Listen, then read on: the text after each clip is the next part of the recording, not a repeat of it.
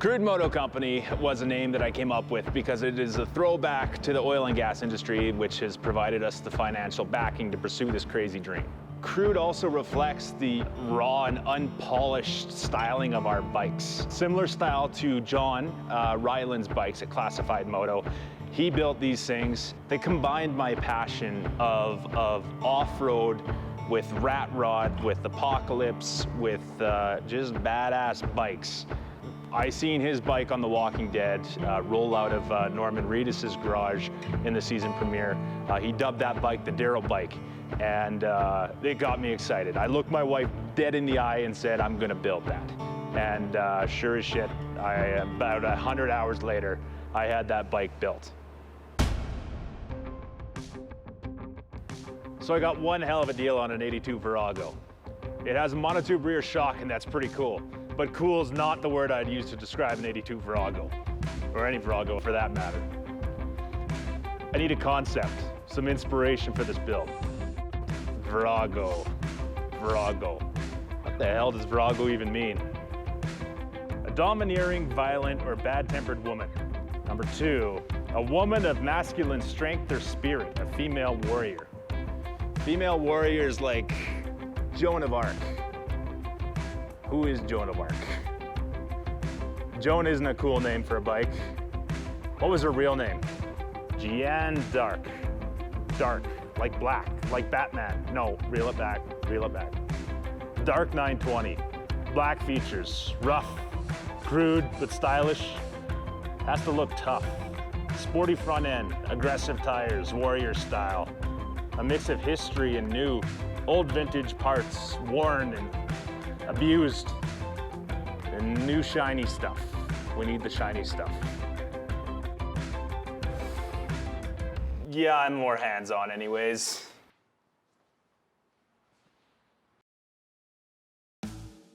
So we have this awesome build and reveal planned at the brewery. We are gonna do a live show, music, a lot of people, bikes outside, reveal the bike, the Darc 920, then COVID hit. All of a sudden, I'm having trouble with shipping. I can order parts from China, from Netherlands, from Germany, and I'm getting them faster than the parts from Virginia and California. Unfortunately, 90% of my parts come from the States, so I'm kind of screwed here.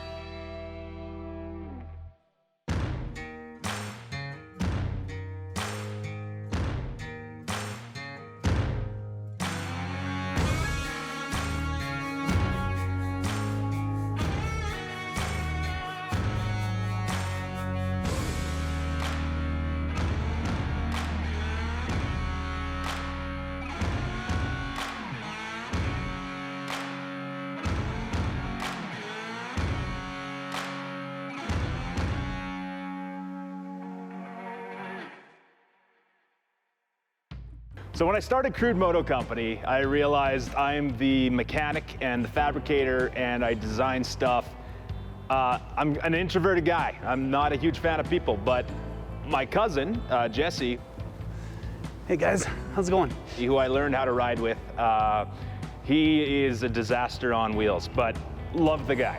You will never have a better or worse time hanging out with that guy. How'd I get into biking? Well, I guess you could say I was born into it.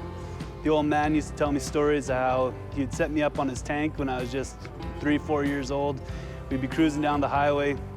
He'd put my hands up on the bars and we'd be flying past people on the highway looking at the funny looks we're getting. You know, he loved it, you know, and passed it right along to me.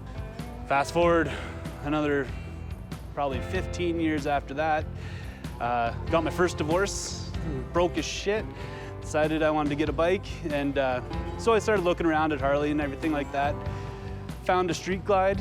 I thought that's perfect for what I want to do. It's kind of stripped down a bit, you know, it's not a full old man bagger, so don't you dare say it.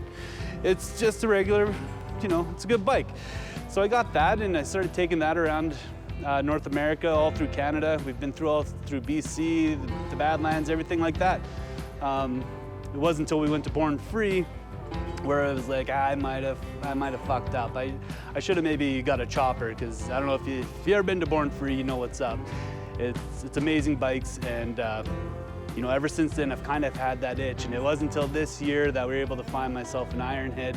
It's not as reliable as the Street Glide, but we're working things out. It's a little irritable. It's like a wild horse. We're gonna figure each other out here soon.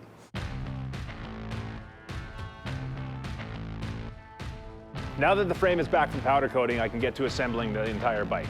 I got the parts from Germany, got the parts from Netherlands, got the parts from Virginia, California, and Texas. We can put the whole thing back together.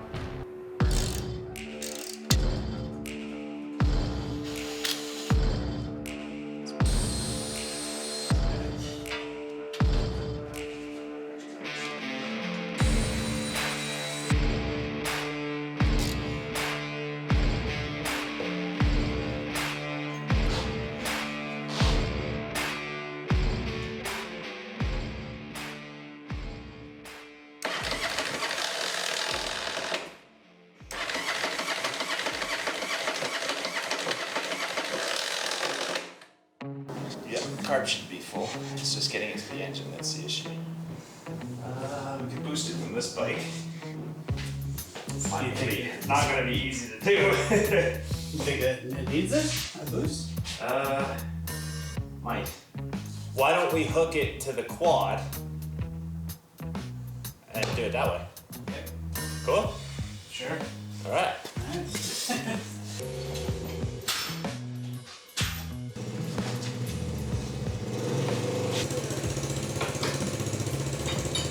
We do this too much. We do this too much. All right.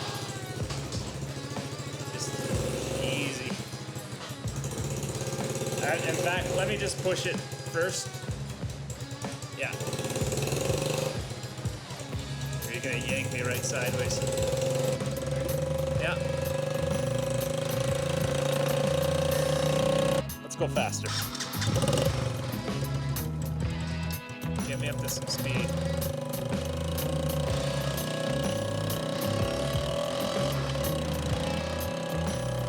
Is that as fast as we can go?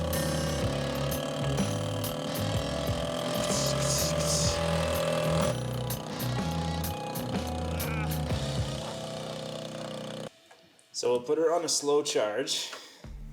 Okay. Since we killed the battery. You. It's a team effort. Team effort. Oh, it's Kyle. Hey, Kyle. Hey, how's it going, man? Not too bad. How are you doing? Oh, not too bad. What are you guys up to today? Jesse's here. Hey man, how you doing? How's it going? Good.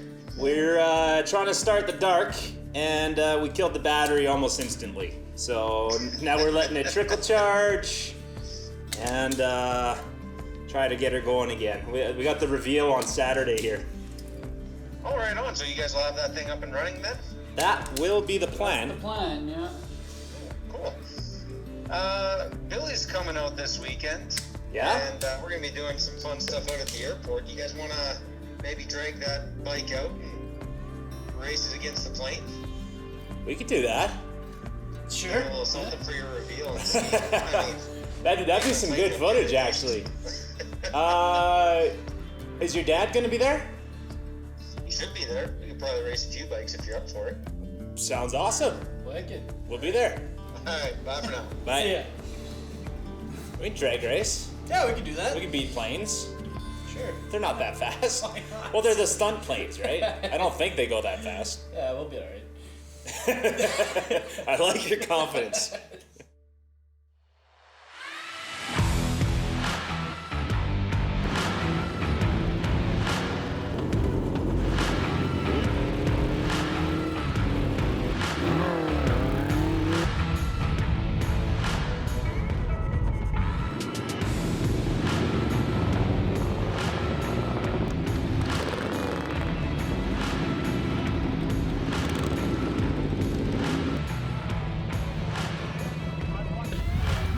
How about if I just give you guys all a quick brief on the airport just before we do it? We're ready to control it.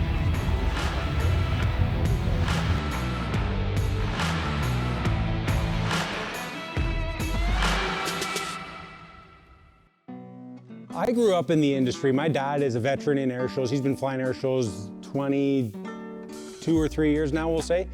And when I was a kid, I used to travel around to all the air shows with him. And while I was on the road with him going to shows, there was an old announcer that said, "Hey Kyle, why don't you come up onto the announcer stand with me and you can, you know, talk a little bit." So I started talking with the announcer while I was up there and just shooting it back and forth. And then all of a sudden he's sticking a mic in front of my face and all of a sudden I'm announcing my dad's air show when I'm 12 years old. And that's kind of how I got into it. And the best part about it, I've got 2 brothers. So I got first pick of all the shows because I'm the announcer and the other brothers didn't want to do it. And that's kind of how I fell into it. And when I was younger, I saw one of these fly and I thought as a kid, I thought it was one of the coolest planes out there. So I decided, you know what?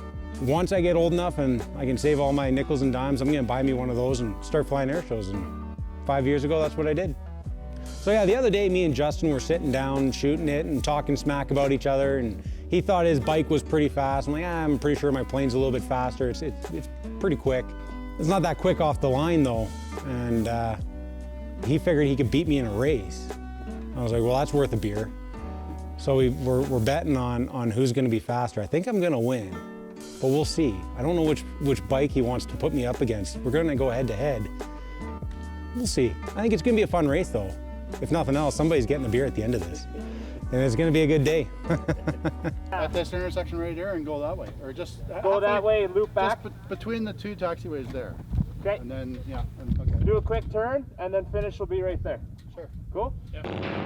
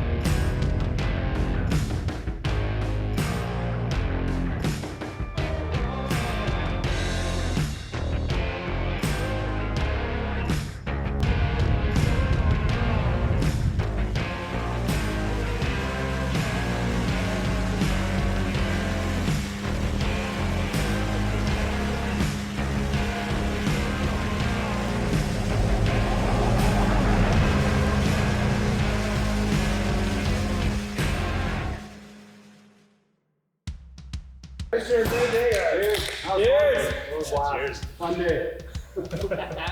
Why you're shaking up? Welcome to that. I was thinking I almost should have when we tried to touch the plane, but you're actually faster than the bike itself. I was keeping right up with you. Yeah. With Adam on the back, and then I'd seen him lagging behind, and I was like, oh, the bike's just not fast I enough. forgot about we were gonna do that. That's the airplane. You tried, but the bike wasn't fast enough. Yeah, but how fast were you doing? Rotating and I pulled power, but I was doing 100 miles an hour. Yeah, see, I can get it down slow. I gave up when we were turning around because I seen you coming. I was like, oh, you're blowing my doors off. So did you turn or half Cuban? I turned. I didn't have the speed for half. I had to go off the end quite a ways to do half Cuban. I hit the end of the runway, I teardropped around and came back, and then I just slalom through them as I was coming back there. I was hoping you were going I slide. Oh yeah. I smoked them. Like a Cuban 8 is, it's a horizontal 8 instead of a vertical 8. Yeah. Okay, it's this way. Oh, okay. So it's called a Cuban 8. So I did half of that. So it's called a half cubic. And then you turn and like half rotate to land flat. Well, I pulled up over the top and then roll out and then run back in. So Ken, for having the fastest plane, what happened that we got the jump on you on the line there? Okay, my propeller is a controllable propeller. Okay, and I had the prop pushed up a little bit, and I shouldn't have done that. Like I had the prop pulled back on me.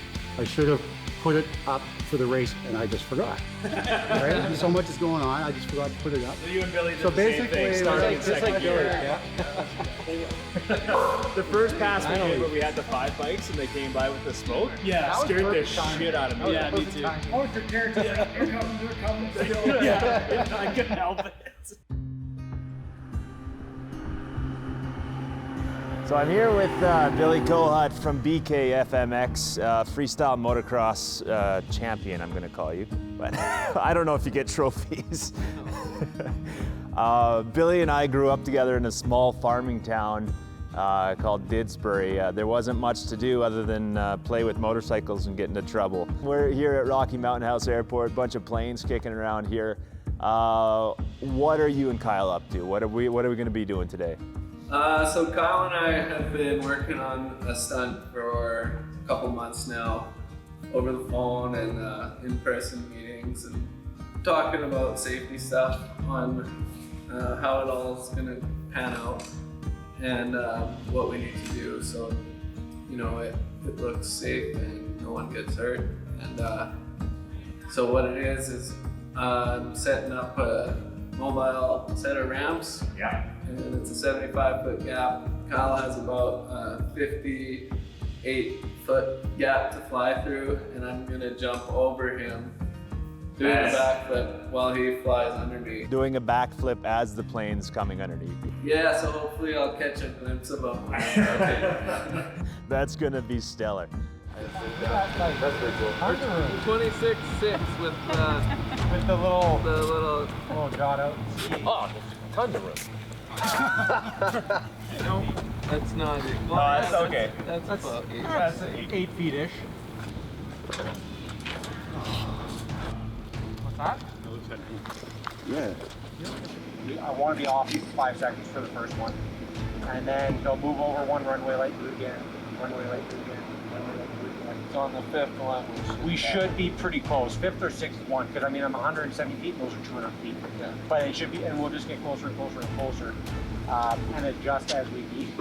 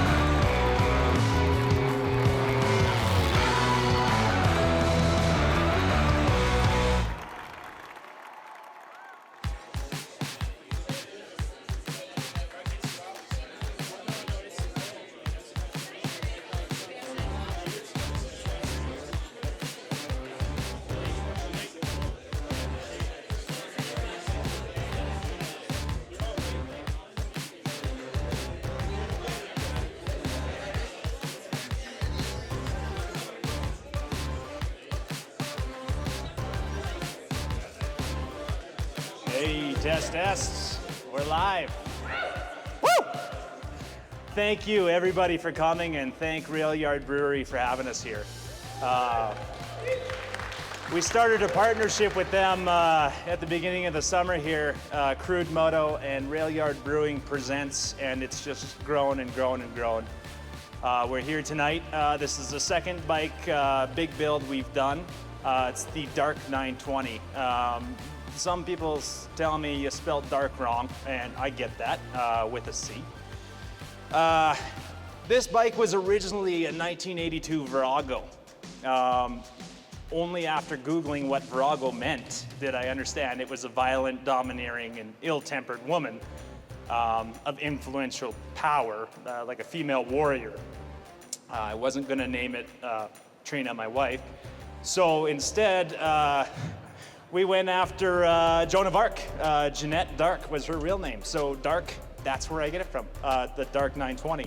Inspiration from this bike came from that. So we went with different levels of black on it. We got gloss black, satin black, magic black, lots of black on it.